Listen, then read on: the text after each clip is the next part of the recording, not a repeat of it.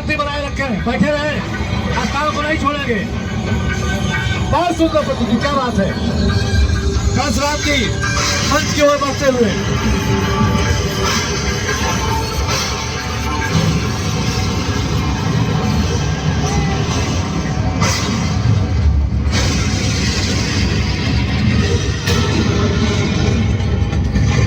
महामुनि परशुराम जी मंच की ओर बढ़ते हुए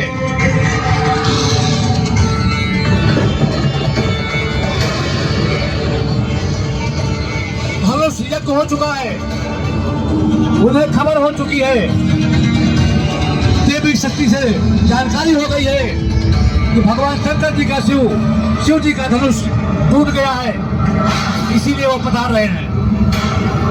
क्या बात है, बहुत सुंदर प्रस्तुति।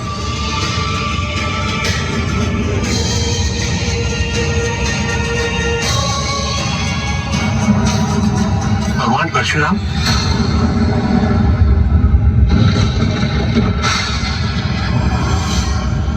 मिथिला में आपका स्वागत है।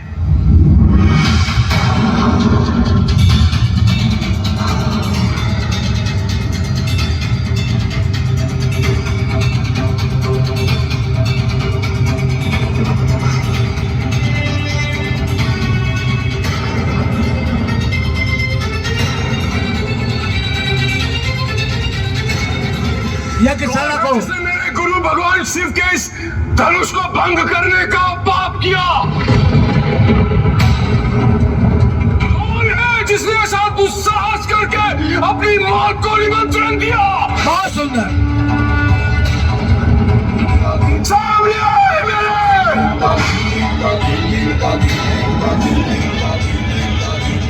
हे भगवान, आप ही के आदेश अनुसार मैंने सीता का स्वयंवर आयोजित किया था।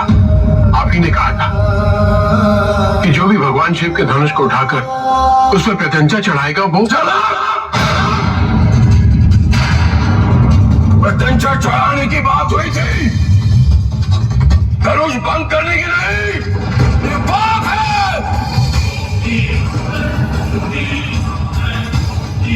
कौन है वो अहंकारी? सामने आए मेरे।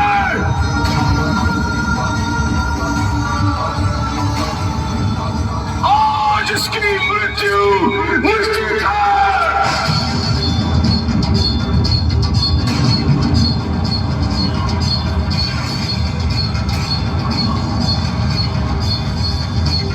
इतने कुली जनों, महर्षियों और एक ब्रह्म ऋषि की उपस्थिति में ऐसी धृष्टता दिखाई गई और आप सब बोल रहे हैं। क्या कोई एक वीर नहीं इस पूरी सभा में जो मुझे सत्य कहने का साहस कर सके? मुनिवर रोशन कुमार, आपके प्रश्न समाप्त ही नहीं होते तो कोई उत्तर कैसे दे? और इतने क्रोधित भी हैं आप। बहुत सुंदर प्रस्तुति, क्या बात है।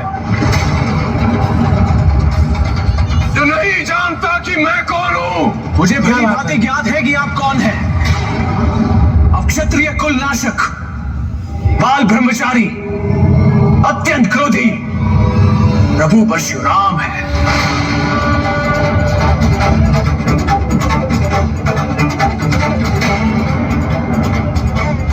परंतु प्रभु, एक बहुत ही शुभ अवसर पर पधारे हैं आप और यहां इतना क्रोध उचित नहीं।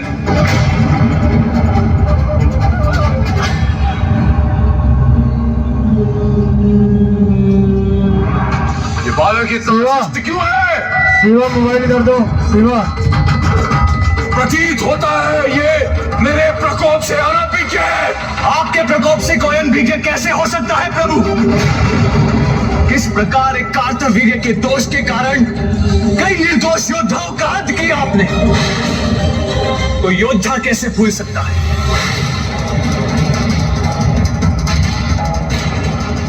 दंड बालक,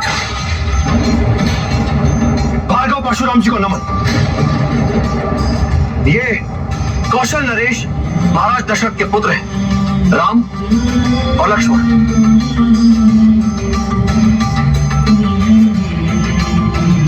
ये भ्रष्ट बालक मेरे आशीर्वाद योग्य नहीं है।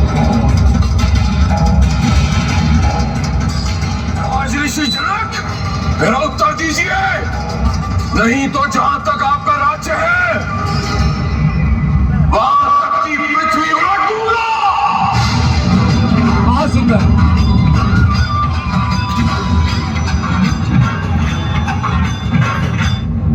प्रभु, इस शिव धनुष को भंग करने वाला आपका कोई एक सेवक ही होगा। सेवक वो होता है जो सेवा करता है। जिसने ये धनुष भंग किया है वो सहस्त्र भाव की भांति मेरा शत्रु है और मैं उस शत्रु को भी वैसे ही दंडित करूंगा जैसे मैंने सहस्त्र भाव को किया था। या तो मेरा वो शत्रु स्वयं को इन राजाओं से अलग कर ले या तो इन सभी राजाओं की हत्या का कारण बनने को तैयार हो जाए। बाल्यकाल में कई धनुष खेल खेल में तोड़ दिए हम, तब तो इस प्रकार क्रोधित होकर आप कभी नहीं आए। फिर इसी धनुष प्रति इतना लगाव क्यों? तुम्हें बाल्यकाल में तोड़े गए धनुष और भगवान शिव के धनुष में अंतर समझ में नहीं आ रहा।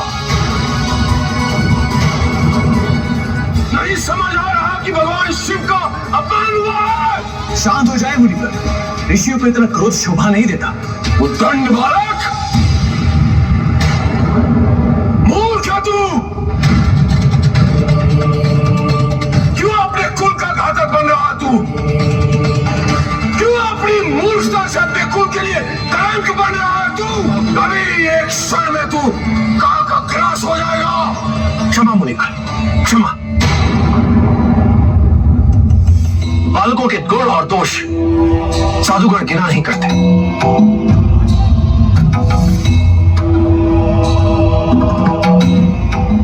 अंतिम चेतावनी दे रहा हूं, जिस किसी ने ये धनुष भंग किया है मेरे समक्ष आ जाए, अन्यथा वो सेवक मैं हूं प्रभु।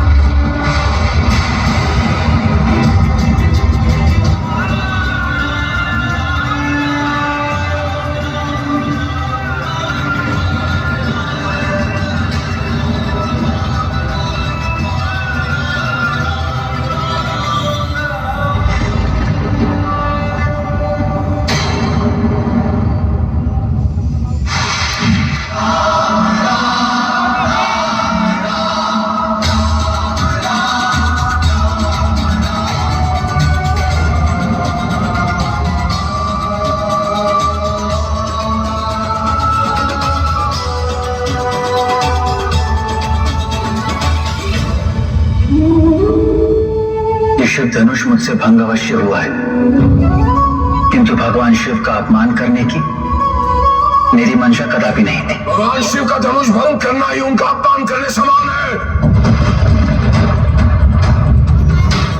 तुम्हारा अपराध अक्षम्य है। हम तो बालक हैं आपके और बड़े कृपा करते हैं, क्रोध नहीं।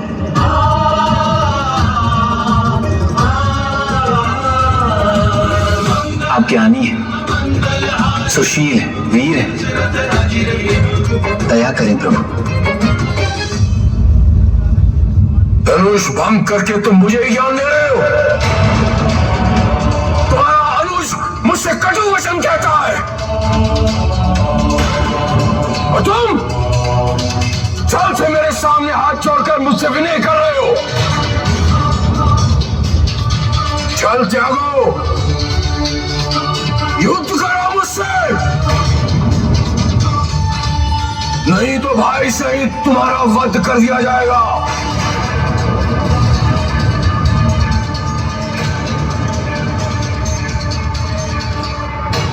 भगवान और भक्त में युद्ध कैसा?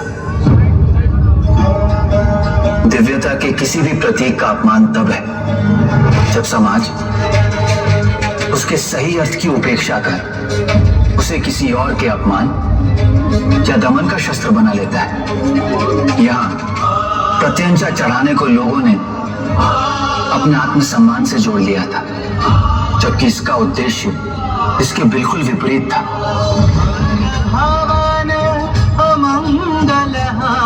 फिर भी धावाऊ सुधा। यदि मैंने आपकी भावनाओं को ठेस पहुंचाई हो तो यदि अहंकार तो देखो, पाप करते हो और यदि कहते हो। उठाओ अपने शस्त्र, युद्ध करो मुझसे।